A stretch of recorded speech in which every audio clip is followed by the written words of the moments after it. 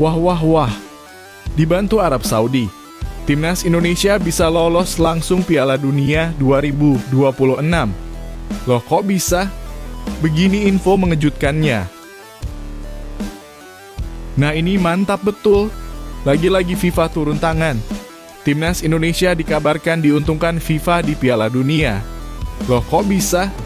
Begini info menariknya. Nah ini baru super top Marco Top. Patrick Kluivert kode keras pemain top Eropa gabung Timnas Indonesia. Kira-kira siapa pemain top tersebut? Wah wah wah, Timnas Indonesia harus siaga. 4 pemain andalan dikabarkan cedera jelang lawan Cina. Kira-kira siapa sajakah pemain tersebut? Yuk saksikan beritanya hingga selesai.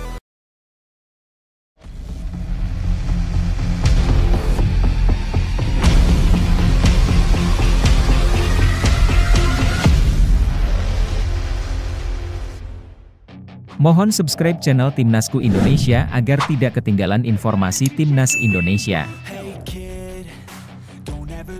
Timnas Indonesia diuntungkan FIFA di Piala Dunia. Kabar mengejutkan datang dari dunia sepak bola internasional. FIFA dikabarkan tengah mempertimbangkan usulan agar Piala Dunia 2030 diikuti oleh 64 negara. Jika usulan ini benar-benar disetujui, dampaknya bisa sangat besar termasuk bagi Timnas Indonesia. Selama ini Piala Dunia hanya diikuti oleh 32 negara. Format ini sudah berjalan sejak tahun 1998 hingga 2022. Mulai edisi 2026, jumlah peserta akan bertambah menjadi 48 negara dan Amerika Serikat, Kanada, serta Meksiko akan menjadi tuan rumahnya.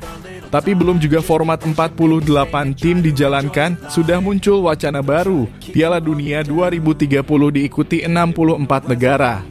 Usulan ini datang dari Uruguay, Paraguay, dan Argentina yang juga menjadi bagian dari tuan rumah Piala Dunia 2030 bersama Spanyol, Portugal, dan Maroko. Mereka resmi mengajukan permintaan kepada FIFA untuk menambah jumlah peserta. Tentu saja, ide ini menimbulkan banyak pro dan kontra. UEFA dan CONCACAF menyatakan keberatan karena khawatir kualitas turnamen jadi turun. Namun di sisi lain, Arab Saudi justru menyatakan siap jika keputusan itu diambil FIFA. Pangeran Abdul Aziz bin Turki bahkan mengatakan negaranya akan mendukung penuh jika itu dianggap keputusan terbaik untuk semua pihak. Yang menarik, usulan ini bisa jadi angin segar bagi Indonesia. Saat ini Timnas Indonesia sedang berjuang di babak ketiga kualifikasi Piala Dunia 2026 zona Asia. Indonesia berada di peringkat 4 grup C. Dalam format yang berlaku sekarang, posisi itu hanya cukup untuk melaju ke babak berikutnya, belum lolos langsung ke Piala Dunia. Tapi kalau peserta Piala Dunia bertambah menjadi 64 tim, posisi seperti itu bisa berbuah tiket otomatis ke putaran final. Bagi PSSI dan pecinta sepak bola tanah air, ini tentu jadi harapan baru. Apalagi melihat perkembangan Timnas Indonesia yang terus membaik belakangan ini. Sekarang pertanyaannya, setujukah kalian kalau Piala Dunia diikuti 64 negara? Apakah ini langkah tepat agar lebih banyak negara bisa merasakan atmosfer Piala Dunia? Atau justru malah membuat turnamen jadi terlalu ramai dan tidak lagi sekompetitif dulu? Silakan tulis pendapat kalian di kolom komentar. Kami ingin tahu bagaimana pandangan kalian sebagai supporter Garuda.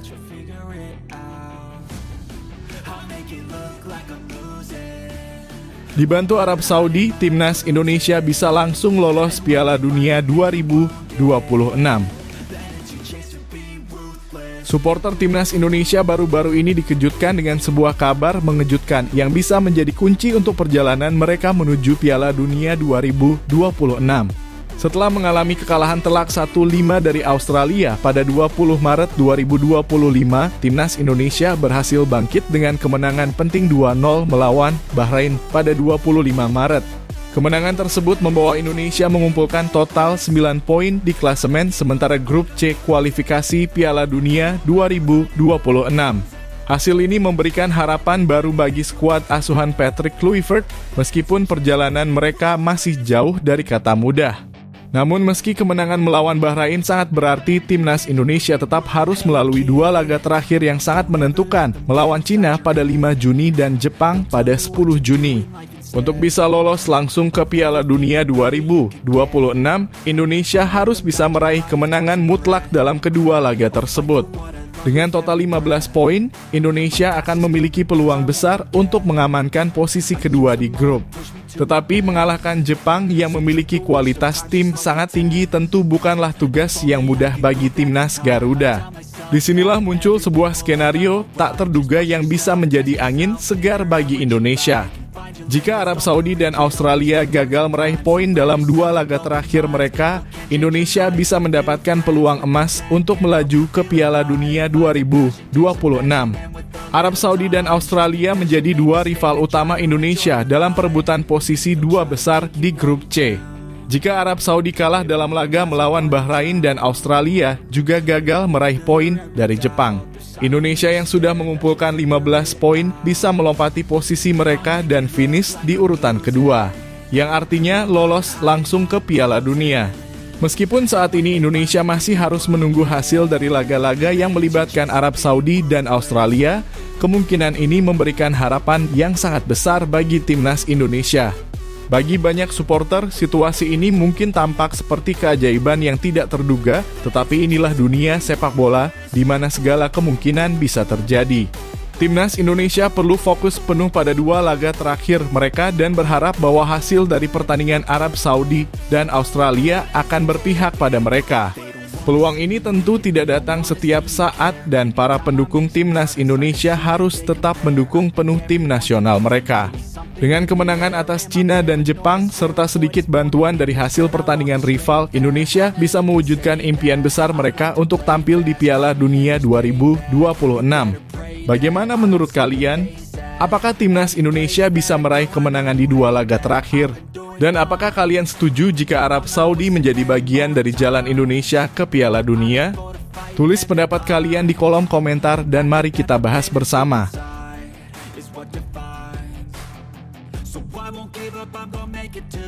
Media asing terus sorot timnas Indonesia di kualifikasi Piala Dunia 2026.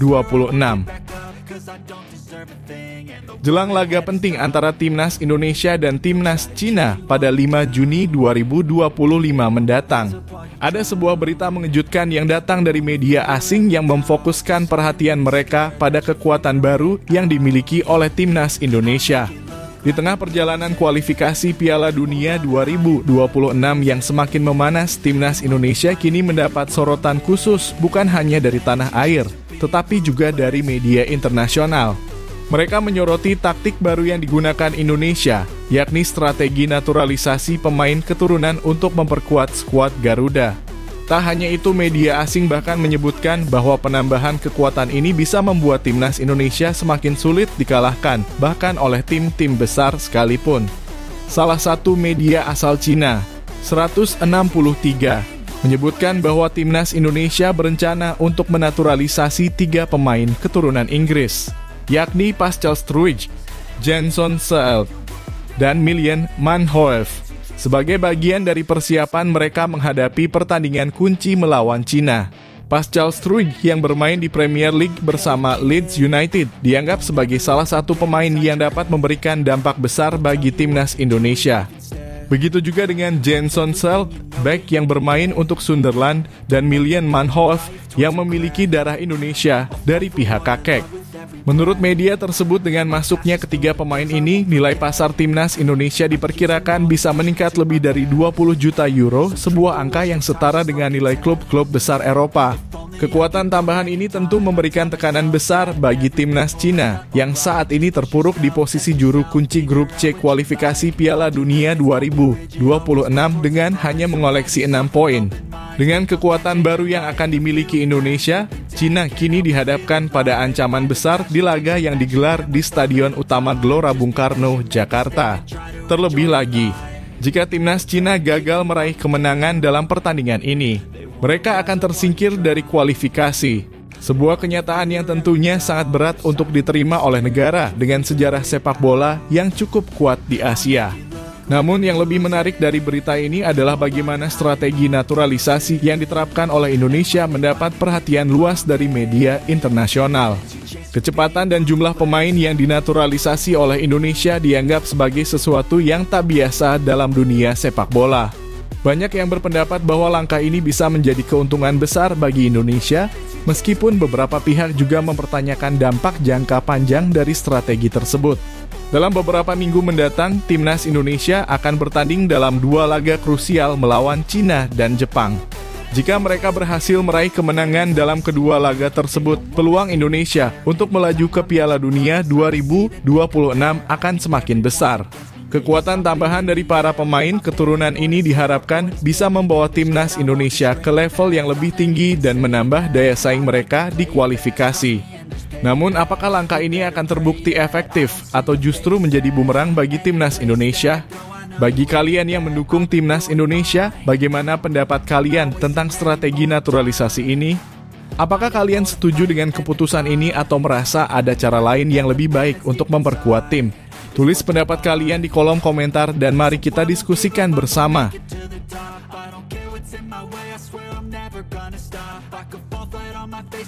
Patrick Kluivert kode keras pemain top Eropa gabung Timnas Indonesia. Di tengah pernyataan mengejutkan Ketua Umum PSSI Erick Thohir yang menyebut bahwa tidak ada proses naturalisasi baru untuk Timnas Indonesia di bulan Juni, kini publik kembali dibuat terbelalak. Kali ini kabar mengejutkan datang bukan dari federasi, melainkan langsung dari pelatih kepala Timnas Indonesia, Patrick Kluivert. Dalam sebuah konferensi pers, Kluivert menyiratkan bahwa masih ada pemain diaspora top Eropa yang akan berseragam merah putih. Dan yang paling ramai dibicarakan saat ini adalah sosok Pascal Struijk, bek tengah andalan Leeds United yang disebut-sebut tengah bersiap menjalani proses naturalisasi. Munculnya nama Struijk bukan sekadar rumor kosong. Kedatangan Kluivert dalam laga Oxford United melawan Leeds beberapa waktu lalu langsung menguatkan dugaan bahwa sang pelatih datang bukan hanya untuk menonton, tetapi juga memantau langsung performa pemain yang diincarnya. Struijk yang saat ini menjabat sebagai wakil kapten di Leeds United memang menjadi figur penting di lini belakang klub tersebut. Dengan postur tangguh dan gaya bermain yang mirip dengan Virgil van Dijk, kehadiran Struijk di Timnas bisa menjadi tembok kokoh baru yang sangat dibutuhkan skuad Garuda, terutama menjelang laga berat melawan Cina dan Jepang dalam lanjutan kualifikasi Piala Dunia 2026 zona Asia. Menariknya, dalam pernyataan resminya, Kluivert sempat menyebut nama Jairo Riedewald sebagai salah satu target diaspora yang sedang dipertimbangkan. Namun ia menambahkan bahwa masih ada nama-nama lain yang sengaja dirahasiakan untuk sementara waktu. Banyak pihak menilai nama yang dirahasiakan itu besar kemungkinan adalah Pascal Struijk. Apalagi Struijk diketahui memiliki darah Indonesia dari kakek dan neneknya yang berasal dari Hindia Belanda, sehingga peluang untuk menjadi WNI sangat terbuka. Lalu bagaimana dengan pernyataan Erick Thohir yang menyebut tidak ada proses naturalisasi pada bulan Juni? Banyak netizen dan pengamat sepak bola meyakini bahwa proses naturalisasi Struijk bisa saja dimulai lebih awal atau dijadwalkan setelah pertandingan penting di bulan tersebut. Bisa jadi PSSI dan Kluivert memang memilih untuk meredam informasi agar tidak mengganggu fokus tim saat ini. Atau sebaliknya justru ada kejutan besar yang akan diumumkan jelang laga melawan Cina nanti. Jika benar Pascal Struijk akan berseragam Timnas Indonesia, maka skuad Garuda akan kedatangan pemain yang punya kualitas Eropa dan pengalaman Premier League. Kombinasi antara semangat lokal dan kekuatan diaspora bisa menjadi senjata pamungkas untuk membawa Indonesia melaju lebih jauh di pentas dunia. Bagaimana menurut kamu, apakah kedatangan Pascal Struijk akan menjadi solusi bagi pertahanan timnas? Ataukah kamu masih ragu dengan strategi naturalisasi pemain diaspora? Yuk tulis pendapat kamu di kolom komentar dan diskusikan bersama kami.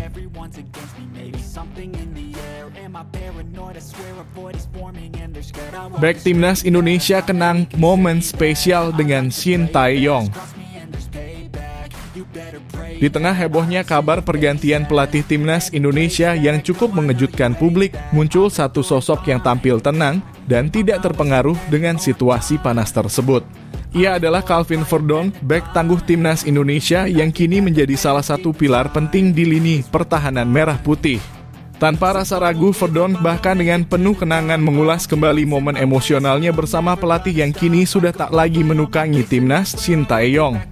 Kisah Verdonk ini menjadi sorotan karena datang di saat banyak pihak masih bertanya-tanya siapa pelatih baru pengganti Shin Tae-yong.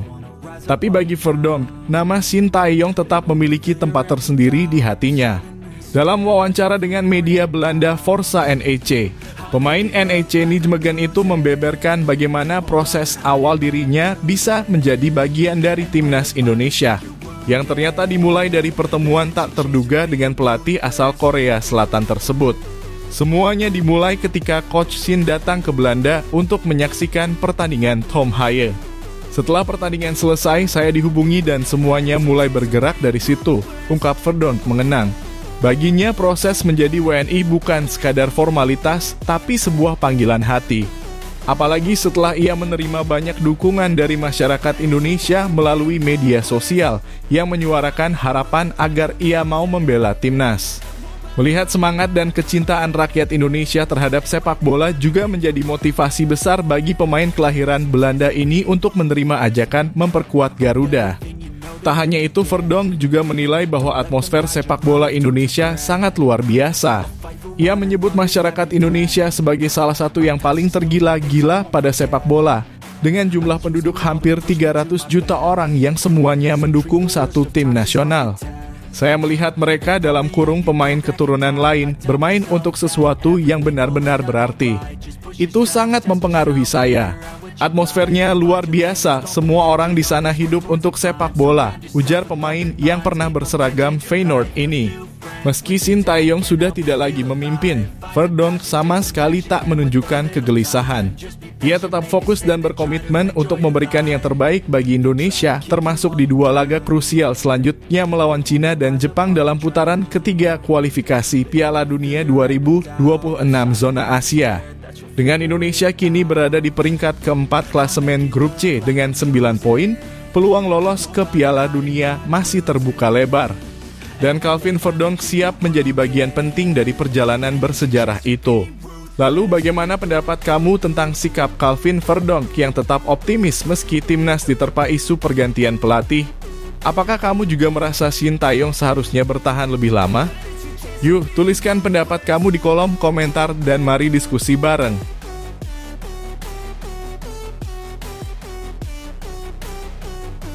Timnas Indonesia siaga, 4 pemain andalan dikabarkan cedera jelang lawan Cina. Kabar mengejutkan datang dari skuad Timnas Indonesia jelang pertandingan super penting melawan Cina dalam lanjutan Grup C kualifikasi Piala Dunia 2026 zona Asia. Di saat harapan publik tengah menguat, justru badai cedera menghantam 4 pemain andalan Garuda yang bisa dibilang menjadi tulang punggung dalam beberapa laga sebelumnya. Situasi ini sontak mengundang tanda tanya besar, mampukah timnas Indonesia tetap tampil maksimal meski dalam kondisi tidak ideal? Laga melawan Cina yang dijadwalkan berlangsung Kamis 5 Juni 2025 mendatang merupakan momen krusial bagi skuad asuhan Patrick Kluivert. Posisi keempat klasemen Grup C saat ini memang cukup menjanjikan, apalagi Indonesia unggul 3 poin dari Cina dan Bahrain. Namun harapan melangkah ke babak keempat bisa buyar jika Garuda gagal menjaga konsistensi performa dan kabar cedera ini bisa menjadi penghalang serius. Salah satu pemain yang absen adalah Kevin Dix, bek tangguh yang selama ini menjadi benteng pertahanan timnas Indonesia. Cedera hamstring yang dideritanya saat membela FC Copenhagen membuatnya harus menutup musim lebih cepat. Kehilangan Dix bukan hanya kehilangan satu pemain, tapi kehilangan kecepatan, pengalaman, dan naluri bertahan yang luar biasa di sisi kanan.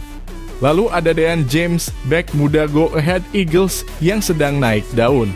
Cedera hamstring yang ia alami di Eredivisie juga memaksanya menepi dalam waktu yang belum bisa dipastikan. Ketiadaannya tentu jadi pukulan tambahan karena Dean dikenal sangat aktif membantu serangan dan kuat dalam duel 1 lawan 1. Saine Patinama pun masih dibayangi ketidakpastian. Absennya selama 5 pertandingan terakhir bersama KAS Open membuat banyak pihak bertanya-tanya mengenai kondisi kebugarannya. Walau pelatih menyebut posisi bek kiri masih aman dengan kehadiran Calvin Verdonk, ketidakhadiran Saine tetap mengurangi fleksibilitas taktik di lini belakang. Dan terakhir, Ragnar Orotmangoen. Pemain sayap eksplosif ini dikabarkan absen karena infeksi virus yang belum kunjung sembuh. Padahal kehadirannya sangat dinanti untuk mendobrak pertahanan lawan. Ragnar dikenal punya chemistry apik dengan Marcelino dan Ole Romani yang bisa jadi pembeda dalam pertandingan nanti. Situasi ini menempatkan pelatih Patrick Kluivert dalam dilema. Ia harus memutar otak untuk menyusun strategi alternatif agar bisa tetap kompetitif. Rotasi pemain, pengaturan stamina, dan taktik cerdas harus jadi kunci. Meski badai cedera menghantam, semangat dan motivasi para pemain yang tersisa akan jadi penentu apakah Garuda mampu terbang tinggi atau tidak. Bagaimana menurut kalian, apakah Indonesia masih bisa menang melawan Cina meskipun banyak pemain inti yang cedera? Tulis pendapatmu di kolom komentar dan jangan lupa dukung terus perjuangan Timnas Indonesia.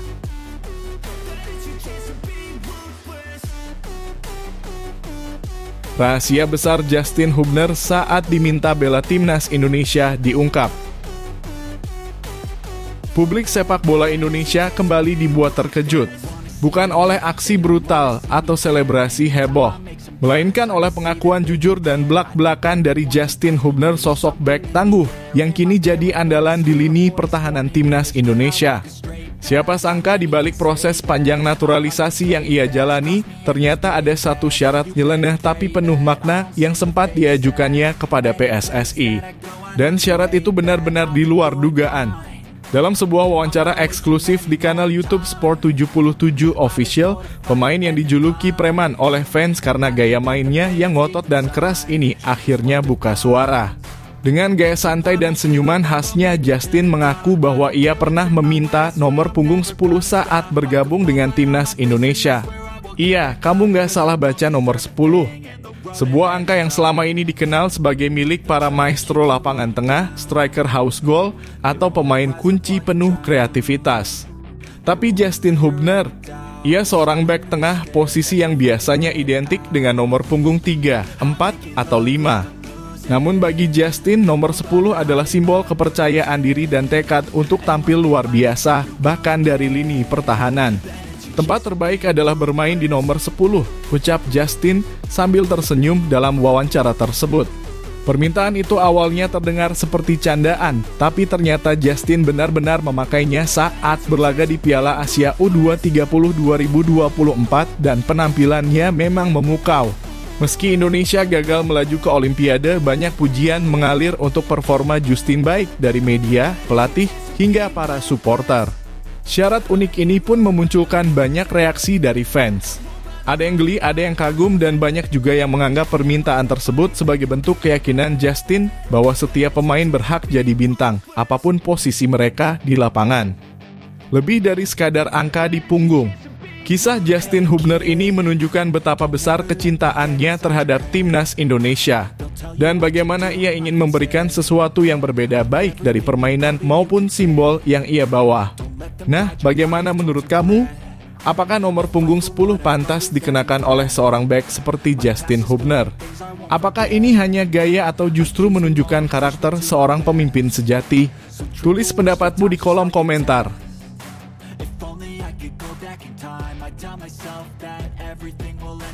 Ingin total lawan Manchester United, Kim Sak-sik sampai mengemis pemain andalan. Kabar mengejutkan datang dari dunia sepak bola Asia Tenggara.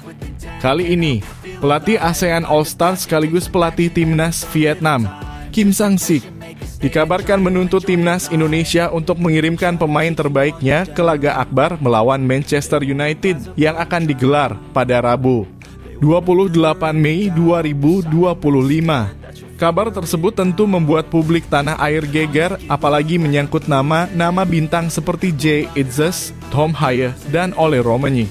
Dalam unggahan viral di media sosial, disebutkan bahwa Kim Sang-sik kecewa berat pada PSSI karena hanya mengirimkan 2 pemain saja ke tim ASEAN All-Stars, yaitu Asnawi Mangkualam dan Muhammad Ferrari.